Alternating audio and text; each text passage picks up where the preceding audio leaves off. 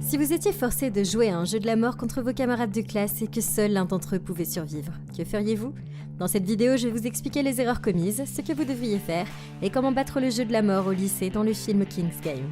La vie de cette fille est sur le point de tourner au cauchemar. Chiemi est sur le point d'aller se coucher lorsqu'elle reçoit un étrange message l'obligeant à jouer à un jeu appelé King's Game, mais elle ne sait pas de qui il provient.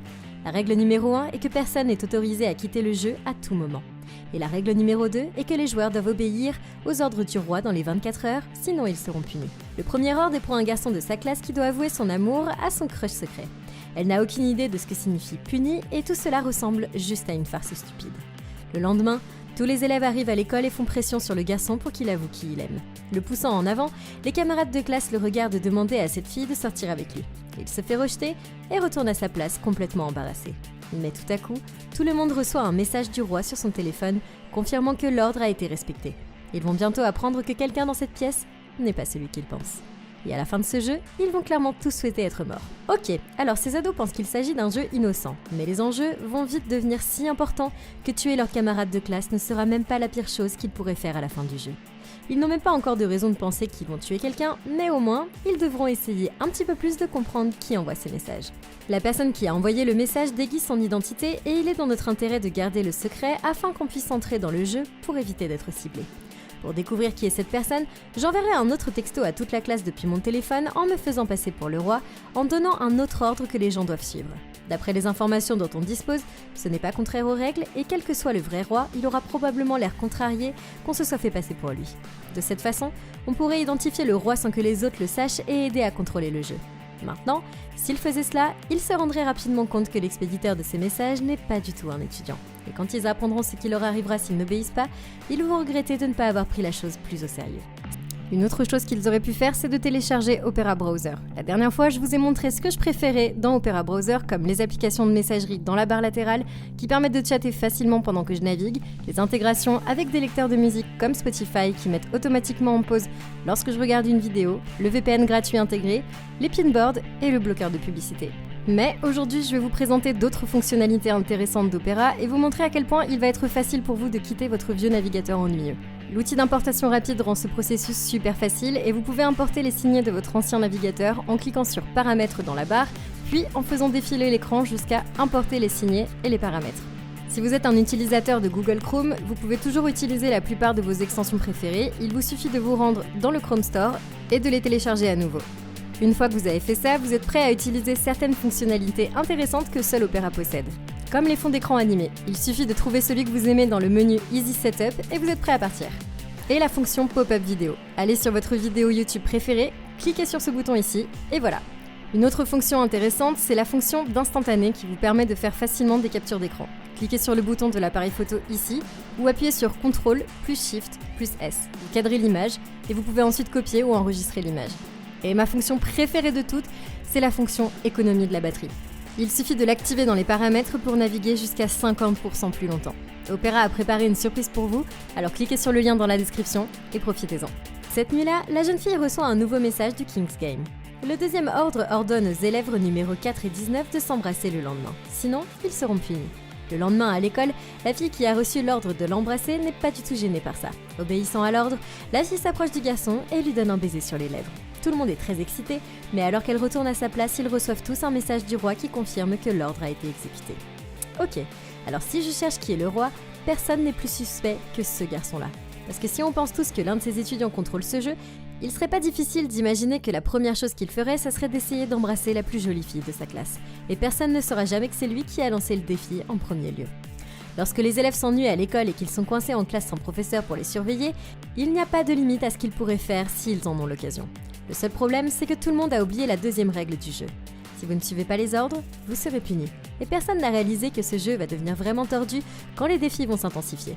Ce soir-là, l'élève reçoit un autre message pour le prochain ordre et apprend que le délinquant de la classe Idiski doit lui plotter la poitrine, sinon ils seront tous les deux punis. Elle prévoit d'éviter le défi à tout prix, mais rester à la maison, ce serait la pire erreur de sa vie. Le lendemain à l'école, les garçons discutent avec le délinquant de la classe et ils sont tous surexcités à l'idée de le voir accomplir l'ordre qu'il a reçu. Mais lorsque la fille rapproche le téléphone et leur dit que son amie ne veut pas être tripotée et qu'elle reste à la maison, les garçons sont un petit peu bouleversés. Cette nuit-là, les élèves reçoivent un message du roi disant que les ordres n'ont pas été respectés.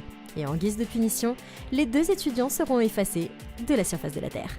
Soudain, le 4e ordre arrive et dit que cet étudiant ringard doit avoir des rapports sexuels avec cette fille qui a déjà un petit ami, sinon ils seront tous les deux punis. Shiemi appelle son amie pour en savoir plus, mais c'est alors qu'elle voit une photo de classe et se rend soudain compte que ses 2 camarades de classe ont disparu d'une photo sur son mur. Et ce n'est pas juste un jeu innocent. Les conséquences sont réelles, et s'ils n'obéissent pas aux ordres, toute trace de leur existence sera effacée de la surface de la Terre. Ok, ça fait 2 en moins, il reste 29 étudiants.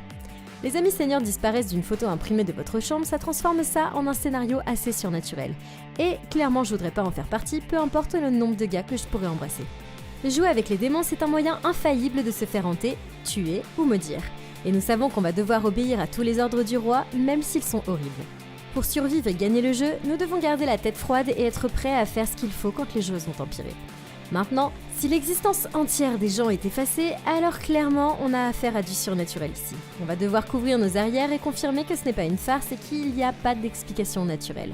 La première chose à faire, c'est d'appeler les 2 étudiants effacés pour voir s'ils répondent à leur téléphone. Et s'ils ne le font pas, on va pouvoir contacter le reste de la classe et leur demander de vérifier dans leur annuaire s'il n'y a pas une trace de leur existence.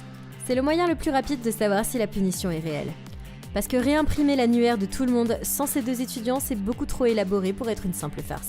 Et si leur photo manque dans l'exemplaire de tout le monde, alors ça confirme qu'on a une raison parfaitement logique de flipper à mort. Maintenant, je trouve ça quand même étrange qu'un fantôme veuille regarder des étudiants s'embrasser et se tripoter. Et jusqu'à présent, le roi a donné des ordres qui ressemblent beaucoup trop à ceux d'un étudiant immature et opportuniste. Donc l'hypothèse la plus logique qu'on peut faire ici, c'est que l'un des élèves de notre classe est un fantôme déguisé. C'est effrayant, mais c'est peut-être une bénédiction, parce que les fantômes ont des comportements plus faciles à identifier. Les fantômes ont tendance à hanter le lieu de leur mort et à rester à l'âge où ils sont morts. En gardant ça à l'esprit, je vérifierai les dossiers scolaires et les archives des journaux locaux pour voir si des étudiants sont morts sur le campus. Les fantômes ne changent généralement pas de nom ou d'apparence non plus. Donc si on trouve une photo d'un étudiant qui aurait connu une fin tragique ici, on pourrait être surpris de découvrir qu'elle correspond à quelqu'un de notre classe. Ensuite, je prendrai l'adresse de tous ces élèves pour m'assurer que personne ne vit dans une maison abandonnée ou vide. Et si on peut découvrir qui est le roi de cette façon, alors on pourrait comprendre pourquoi le fantôme veut qu'on joue à son jeu. Si c'est un lien avec la cause de sa mort, ça pourrait clairement être un cold case et il peut peut-être chercher à se venger de quelqu'un d'autre dans la classe. Et suivre cette piste, ça va vous permettre de vous rapprocher des réponses qu'on avait auparavant. Le lendemain, la classe découvre que non seulement les 2 élèves ont disparu, mais que leurs bureaux ont aussi complètement disparu. La fille à droite remarque que même le numéro de téléphone de son ami a été effacé et tout le monde est terrifié en réalisant exactement ce qui se passe s'ils ne suivent pas les ordres.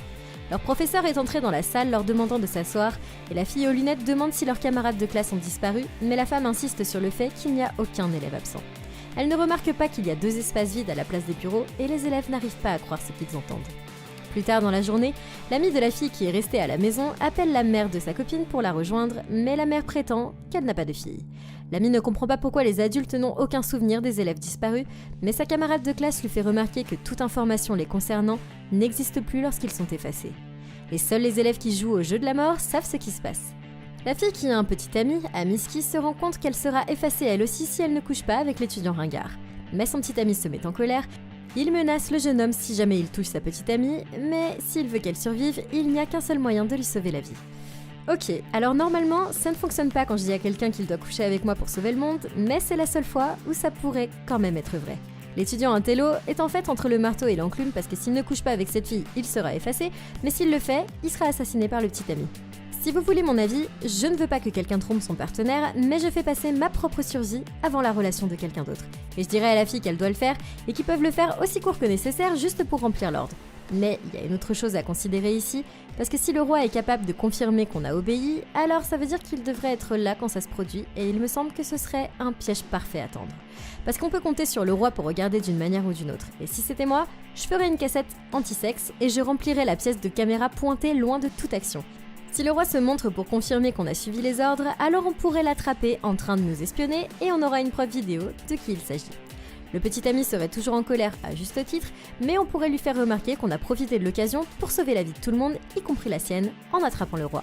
Après l'école, le personnage principal Chiemi est en train de traîner avec son ami Nobu, quand il reçoit une notification sur son téléphone et découvre que l'ordre du jour a été exécuté. Cela signifie que leurs camarades de classe ont été occupés afin de survivre. Et le petit ami va être absolument furieux. Il commence à se sentir mal pour lui, mais c'est alors qu'ils reçoivent un autre message. L'ordre numéro 5 dit que le petit ami va devenir le roi du jeu pour une journée et tout le monde doit obéir à tout ordre qu'il donnera. Le lendemain, les élèves se rendent à l'école lorsque le petit intello les appelle dans une ruelle voisine. Terrifiés à l'idée de se faire tabasser, il les supplie d'aller voir si le petit ami s'est calmé et ils acceptent de l'aider. À leur arrivée, le petit ami gifle sa copine infidèle devant tout le monde et les autres élèves défendent la jeune fille en disant qu'elle essayait juste de sauver sa propre vie. Mais il les ignore et ordonne à sa camarade de classe de mourir sur le champ. Soudain, l'intello sort en titubant de la ruelle et s'effondre sur le sol. Ils vérifient s'il va bien, mais leurs souvenirs sont soudainement effacés et ils s'en vont. L'adolescent n'existe plus et le reste de la classe est informé que les ordres du roi ont été exécutés. Le bureau du garçon disparaît sous leurs yeux et personne ne peut croire ce qui vient de se passer. Chiemi, ici présente, est horrifiée de voir la photo de classe perdre un autre élève et maintenant 3 sont morts et il en reste 28. Ok, moi je comprends tout à fait. Avoir cet étudiant ringard qui couche avec ta copine, moi aussi j'aurais envie qu'il meure. Mais il y a quand même un problème. Son statut de roi ne va durer que le temps de faire un seul ordre, après quoi il ne sera plus roi. Donc il doit considérer ses options avant de gaspiller son pouvoir. Il lui sera difficile de prendre une décision rationnelle parce qu'il est submergé par la colère et la gêne, mais il existe une solution qui pourrait lui sauver la vie. Puisqu'il n'y a pas de terme qui précise quand le jeu se termine, cela signifie très probablement qu'il ne peut y avoir qu'un seul gagnant. Donc, s'il voulait rester le roi vengeur, je me déclarerai vainqueur et je donnerai l'ordre à toute la classe de mourir. Alors ça peut sembler de sang-froid comme toujours, parce que ça l'est, mais il peut y avoir qu'un seul gagnant sur 31 élèves, alors on n'a que 3% de chance de survivre à ce jeu de la mort. Et moi je veux vivre, plus que de garder mes camarades de classe, et je pourrais trouver un meilleur petit ami plus tard. On ne sait pas si c'est possible parce qu'aucune règle n'a été énoncée sur ce qui se passe si on devient roi, mais ça vaut quand même le coup d'essayer. Et s'il n'y avait pas moyen de gagner le jeu avec un seul ordre, la meilleure solution ce serait d'utiliser votre pouvoir pour toucher le roi original et le tuer. Alors pour ce faire, je donnerai l'ordre à un seul élève de toucher le roi originel et le joueur devrait alors toucher chaque étudiant. Et une fois le roi touché, on recevrait des SMS en disant que l'objectif est atteint. Une fois que vous l'aurez identifié, on pourrait peut-être le tuer et échapper à ce jeu de la mort une bonne fois pour toutes. Plus tard dans la journée, la classe discute de l'opportunité de raconter à la police ce qui se passe, mais un jeune fait remarquer que leur histoire est tellement incroyable que personne ne va les aider. Il demande si c'est l'œuvre d'un fantôme, mais c'est alors que l'ami du personnage principal, Nobu, se lève. Il leur fait remarquer que le roi essaye de les pousser à se retourner les uns contre les autres et que quel que soit le prochain ordre, ils doivent travailler ensemble pour survivre. Après le cours, la fille silencieuse aborde Nobu et l'invite à parler, lui révélant qu'elle a une théorie sur le jeu. Il la rejoint dans la bibliothèque et elle lui dit qu'elle pense que l'un des élèves ne sait pas qu'il est le roi. Aussi fou que ça puisse paraître, elle est très proche de découvrir la vérité. Le lendemain, la classe reçoit l'ordre d'organiser un concours de popularité entre les élèves. Un candidat masculin et une candidate féminine. Ils sont tous horrifiés à l'idée de devoir choisir lequel de leurs amis devra mourir. Mais le gentil Nobu a une solution. Réalisant qu'il reste un nombre pair d'élèves, il suggère qu'ils votent pour chaque candidat de manière égale, de sorte qu'il y ait une égalité. Puisque cela n'enfreint pas les règles, le plan devrait fonctionner. Tous les élèves mettent leur vote dans cette boîte et les résultats sont comptés. Mais lorsque la fille aux lunettes lit le nom de famille, ils sont tous choqués qu'une personne ait voté en plus pour que le garçon vive. C'est alors que les téléphones de tout le monde se mettent à sonner, leur disant qu'ils ont choisi d'effacer l'existence de la fille.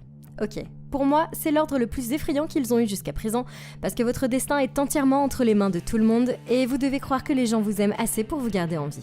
Maintenant, ils avaient un moyen infaillible d'aider ces deux étudiants à survivre, mais au lieu de cela, quelqu'un ici a sciemment voté pour tuer l'autre joueur, et c'est vraiment de sang-froid, mais il offre également une grande opportunité ici. Actuellement, il est impossible d'obtenir de l'aide parce que toutes les preuves de l'existence de ces étudiants sont totalement effacées et personne ne se souvient de qui ils sont. Mais si on a un moyen de prouver que ça nous arrive, on pourrait être en mesure de résoudre ce problème. Parce que nous savons que la candidate est sur le point d'être effacée, on devrait l'utiliser à notre avantage et enregistrer l'événement. J'essaierai d'enregistrer la disparition sur vidéo, mais d'abord, faites-la interagir avec l'environnement. Si elle renverse une chaise, ouvre une fenêtre ou ramasse un objet pour le lancer et qu'elle est ensuite effacée, la vidéo pourrait donner l'impression que tout a été fait par un fantôme parce que le perdant du vote sera effacé.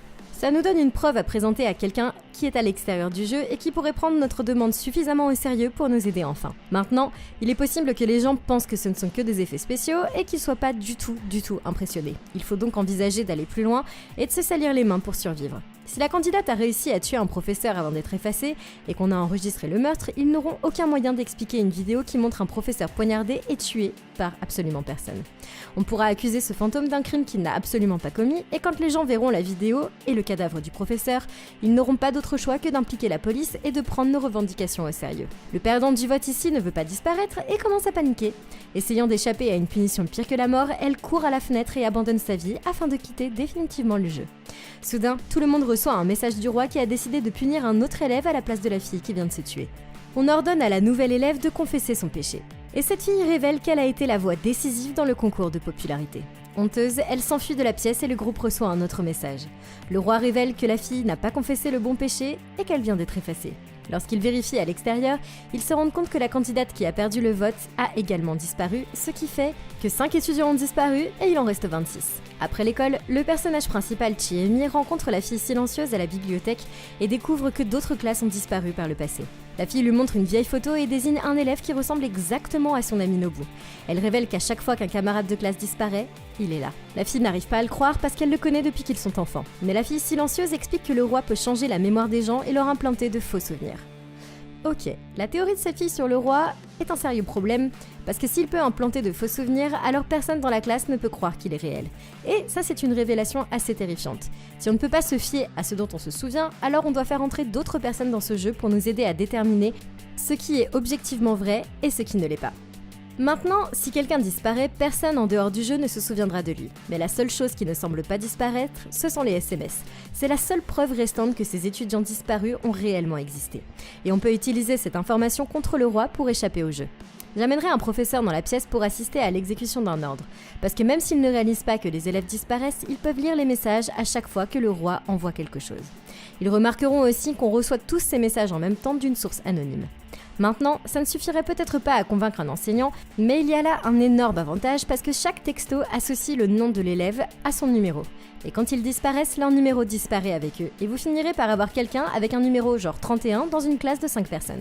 Et le professeur ne sera pas en mesure d'expliquer pourquoi il y aurait des lacunes importantes dans la numérotation de cette classe. Ça pourrait suffire à convaincre le professeur qu'il ne s'agit pas d'une simple erreur, et à chercher un moyen de trouver le roi depuis l'extérieur du jeu et de nous aider à nous échapper. On pourrait également vérifier d'autres classes dans les registres de l'école pour trouver d'autres erreurs dans le nombre d'élèves. On pourrait même trouver une classe de diplômés avec un seul étudiant, et on saurait que cet étudiant est le gagnant d'un King's Game. On pourrait alors le retrouver et lui demander des conseils sur la façon dont il a gagné le jeu et sur les ordres à attendre lors des prochains tours pour être sûr d'être prêt à être le dernier des survivants.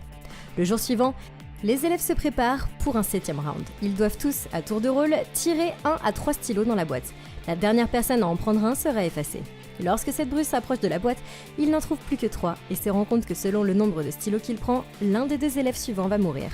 Décidant de leur donner le choix, il se retourne pour leur demander ce qu'ils doivent faire.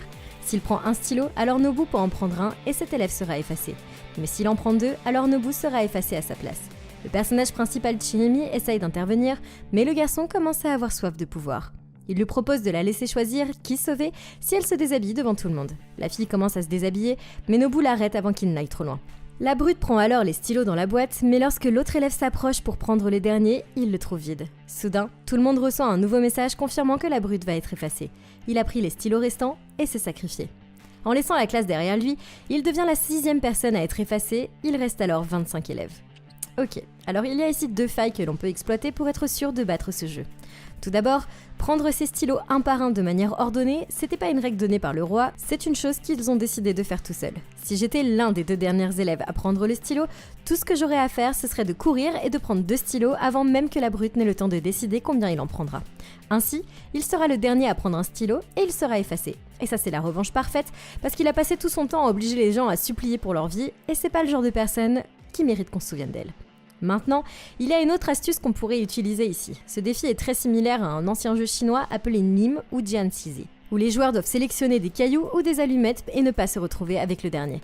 Ce jeu était si célèbre qu'il a inspiré quelqu'un qui en a fait l'un des tout premiers jeux informatiques jamais créés, en 1940, qui a été appelé Nimatron. Et presque personne ne pouvait le battre. Les anciens escrocs chinois ont triché en introduisant en douce une pièce supplémentaire à l'insu de leur adversaire pour ne pas perdre. Et comme il n'a jamais été précisé si les stylos pouvaient être ou non remis dans la boîte une fois retirés, on pourrait utiliser la même tactique que les anciens escrocs en volant un stylo à quelqu'un qui en a déjà pris un, et lorsque notre tour vient, on les glisse dans la boîte en même temps qu'on en sort un autre. De cette façon, même si ce type prend 3 stylos, il en restera un dans la boîte et ça oblige quelqu'un d'autre à être le dernier à notre place. Après le cours, ces 2 filles attendent devant l'école et racontent à leurs camarades de classe qu'elles ont un plan astucieux pour échapper au jeu. Les autres élèves sont intéressés, mais personne ne se rend compte qu'elles vont tout être effacées. Pendant ce temps, Nobu traîne chez Chiemi et l'interroge sur ses photos accrochées au mur. Elle lui dit que ce sont des photos de la ville natale de sa mère, mais ne se doute pas qu'elles sont un indice majeur sur les origines de ce jeu de la mort.